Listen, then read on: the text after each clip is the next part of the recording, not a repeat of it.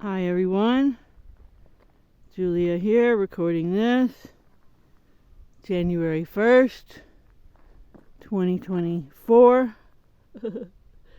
Try to get the year right on my video diaries here, and just so grateful for a new day, a new year, a new me, a new you, every day, every minute.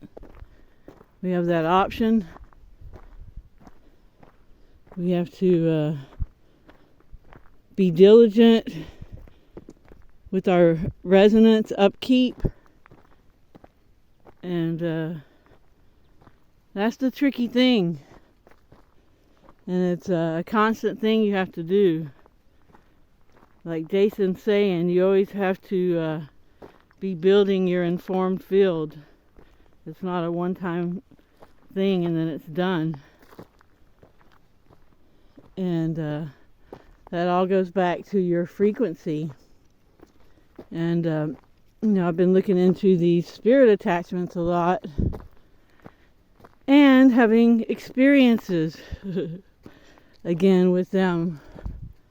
So yeah, it's all about resonance. And the MACE energy method therapy that Jerry McKinsky promotes and uses successfully, sometimes on schizophrenia, but on all other types of issues, it's just supposedly just amazing. So I'm just in the early stages of looking into this. It sounds like it does what all the shadow work modalities do, including language lessons of the heart, but it's much quicker because it goes strictly through the emotional channel as far as doing the healing. And I know very, very little about it. But like I said, I'm looking into it, and if I can come up with the resources, I would totally love to become a MACE energy therapy or MACE energy method therapist or practitioner, whatever they call themselves. And I encourage anyone else out there to do that too, because that's what's going on. Another person I've been listening to a lot is Raymond Grace. And I would love to get him together with Jerry McKinsky and with Jason from Archaics, man. That would be an amazing panel. And really Michael Harrell too. But yeah, he just talks about how word is getting out and there's more energy workers here now than ever, and more people in touch with the fact that it's more about energy than it is about material things in this reality. It's 99.999999999% energy and 0.000000001% material. But we have all been programmed to focus exclusively on the material.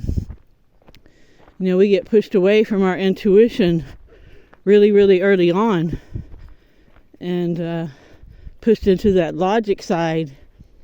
And that logic side is where all these attachments come in.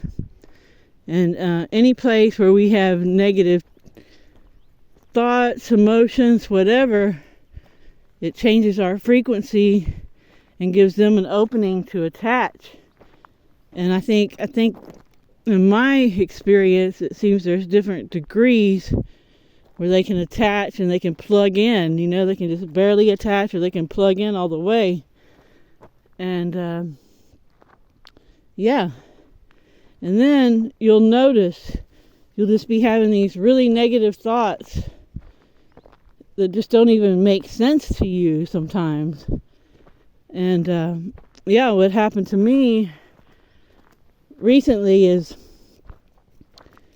the first time I had, like, I felt like just super nauseous, so nauseous you just want to die. lose consciousness, have a little seizure. Okay, so I've had that one time in Amsterdam. I think that was back in 2001, or it might have been in 2002. Then I had it happen again in Prague in 2005, maybe early 2006. And then I had it happen again in 2013. And then when I was in Spain, happened again in 2020. And that was a weird one to me because I had deduced that each time this entity attaches or enters or whatever it does or exits, I have those symptoms of having this little extreme nausea and then losing consciousness and having a slight, shaking. And so when that happened in Spain, I was puzzled, and I was like, well, maybe something got in when I didn't notice, and now it's left. But now, after going back down this rabbit hole, and, sorry, I have my finger there. I'm trying not to turn this camera off. And I've been playing the Gregorian chants because Jerry says, that's something that runs these entities off. So I've just been playing them all the time. And even when I'm listening to podcasts a lot, I'll be playing them in the background. So I've been doing that. And I went over, I'm staying in a building away from the main house. And I don't have internet. I'm only on the internet maybe 30 minutes a day max. But anyway, I went over there to do some interneting. And I got this email that was the car rental company trying to steal 600 euros from me. And they still are, which they probably, I don't know, I'm trying to fight that. But anyway, it angers me and upset me right when I got that message. And I was like, and then all of a sudden I had the thing where I just had the really bad nausea. And I knew I was going to lose consciousness because it's happened before 5 other times. So I just went down to the ground. I laid down. Told my nephew, I was like, get Dom. Dom was asleep on the couch. And, so it happened again. Woke up, I knew that it was nothing physical. And I even told them, I said, don't worry, it's just something energetic. It's not physical. And the thing is, in the area where that happened this time, I've seen it happen 3 other times with 3 other people. Where, twice they kind of did what I did. And the third one, a whole nother entity came in and took over the person and was totally disoriented as to their surroundings. And then that popped up, and that was with MDMA involved. So there you go, changing your frequency. And the other one was somebody came here to try to heal from some trauma. So working through it. So I think with that one, probably something left. Another one, somebody overdid it with edibles. So again, it's a frequency change thing. But yeah, these energies, they move around and they affect different people differently. But I've seen that same thing happen. I've watched videos of people doing like ayahuasca ceremonies and stuff and seen the same exact symptoms.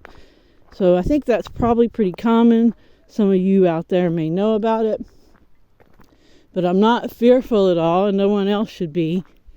Because as long as your frequency is optimal, you're fine. And so this last time I really feel like something left because of my thoughts.